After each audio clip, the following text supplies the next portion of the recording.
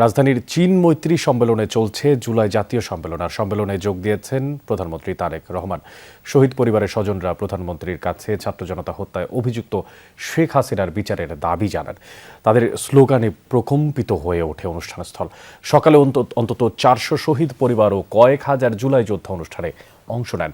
এ সময় ভুক্তভোগী পরিবারের সদস্যরা সরকারের সহযোগিতা প্রত্যাশা করেন। বলেন, ছাত্র জনতাকে হত্যায় অভিযুক্তদের দেশে ফেরত এনে বিচারের মুখোমুখি করতে হবে। অনুষ্ঠানে শহীদ আবু সাইদ ওয়াসিমের পরিবারের পক্ষ থেকেও বক্তব্য দেওয়া হয়। দুপুর নাগাদ বক্তব্য দেবেন প্রধানমন্ত্রী তারেক রহমান। অনুষ্ঠানে আইনমন্ত্রী মোহাম্মদ আসাদুজ্জামান বলেন, জুলাইয়ের প্রতিটি হত্যাকাণ্ডের সাথে জড়িতদের বিচার হবে। এ সময় স্বরাষ্ট্রমন্ত্রী সালাউদ্দিন আহমেদ বলেন, জুলাই অভ্যুত্থানে গণহত্যা চালানোর পরও শেখ হাসিনার অনুশোচনা নেই। আওয়ামী লীগ আর কোনোদিন বাংলাদেশে রাজনীতি করতে পারবে না। রাজনৈতিক দল হিসেবে শিগগিরই তাদের বিচার করা হবে। মন্ত্রী বলেন, এখন যারা জুলাই অভ্যুত্থানের নেতৃত্ব দাবি করেন তারা অনেকেই বলছিল তাদের কোনো রাজনৈতিক দাবি নেই।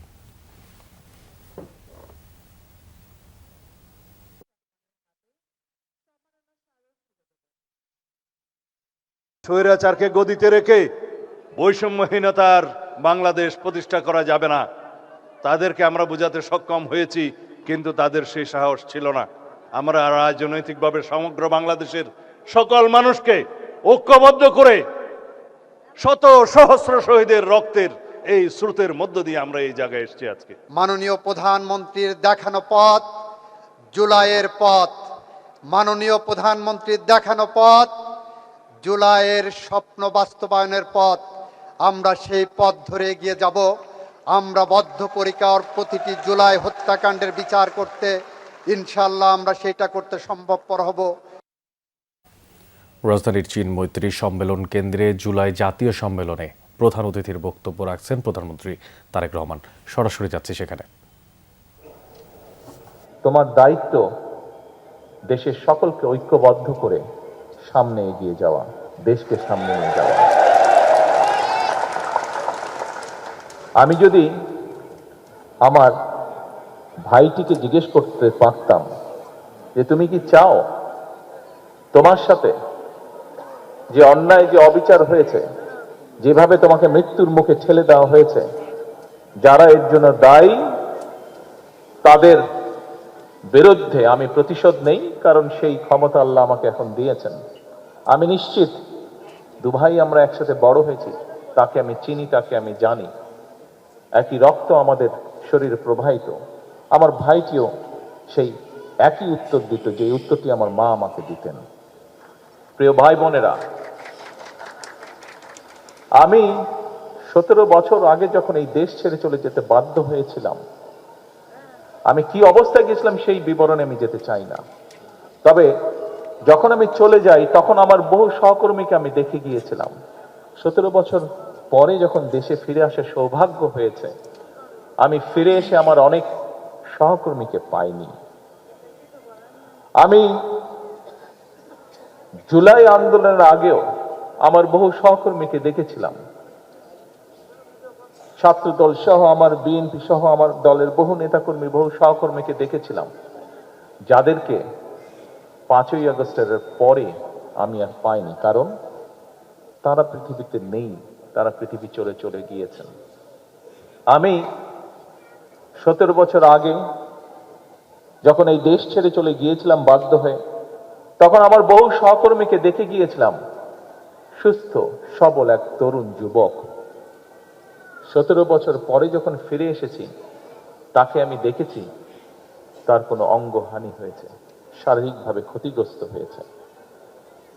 একই ঘটনা ঘটেছে 5ই আগস্টের আগে এবং পরে। প্রিয় সকল উপস্থিতিবৃন্দ, জুলাই শহীদ পরিবারের সদস্যবৃন্দ, জুলাই যোদ্ধাবৃন্দ, স্বৈরাচারের বিরোধী আন্দোলনের সকল যোদ্ধাবৃন্দ যারা এখানে উপস্থিত আছেন, দেখুন, আপনি যখন স্বৈরাচারের বিরুদ্ধে জুলাই আন্দোলনের আগে, বিগত এক যুগে এবং জুলাই আন্দোলনের সময় মাঠে নেমেছিলেন, আপনার উদ্দেশ্য, লক্ষ্য কি ছিল?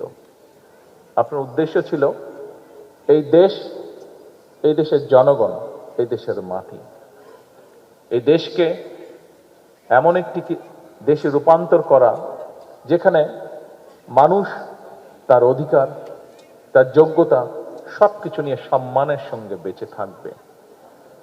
এই দেশের মানুষ নিরাপদে চলবে, তার যোগ্যতা অনুযায়ী তার প্রাপ্য সম্মান সে পাবে, তার ন্যায্য অধিকার সে পাবে। এর ভিতরে অনেকগুলো বিষয় আছে। অবশ্যই আপনারা যেই ত্যাগ স্বীকার করেছেন তার মূল্যায়নও দেওয়া এই দেশ এবং এই জাতির অবশ্যই একটি দায়িত্ব, গুরুত্বপূর্ণ বলে আমি বিশ্বাস করি। কিন্তু একই সাথে যে মানুষটিকে, পরিবারের যে সদস্যটিকে আমরা হারিয়েছি, তার লক্ষ্য উদ্দেশ্য কি ছিল? তার লক্ষ্য উদ্দেশ্য ছিল এই দেশের মানুষের ভাগ্যের পরিবর্তন, এই দেশের ভাগ্যের পরিবর্তন। আপনি নিজে যে চোখ হারিয়েছেন বা কোনো অঙ্গহানি হয়েছে, এই দেশকে স্বৈরাচার মুক্ত করতে গিয়ে এই দেশের মানুষের অধিকারকে প্রতিষ্ঠিত গিয়ে আপনার নিজের লক্ষ্য বা উদ্দেশ্য কি ছিল? আপনার লক্ষ্য উদ্দেশ্যও তো ছিল এই দেশ, এই দেশের মানুষের। তাহলে এখন যখন একটি পরিবর্তন হয়েছে, এখন যখন এই দেশের মানুষ স্বৈরাচার মুক্ত একটি দেশকে প্রতিষ্ঠিত করতে পেরেছে, তাহলে যে জন্য আপনি সেদিন নিজের জীবন বাজি রেখে রাজপথে এসেছিলেন, যে জন্য সেদিন আপনাকে দেখে উদ্বুদ্ধ হয়ে এই দেশের লক্ষ কোটি জনতা দলমত নির্বিশেষে, রাজনৈতিক নিরপেক্ষ জনতা সেদিন যে নেমে এসেছিল, সেই নেমে আসাটাকে কেন আমরা শ্রদ্ধার সঙ্গে গ্রহণ করব না?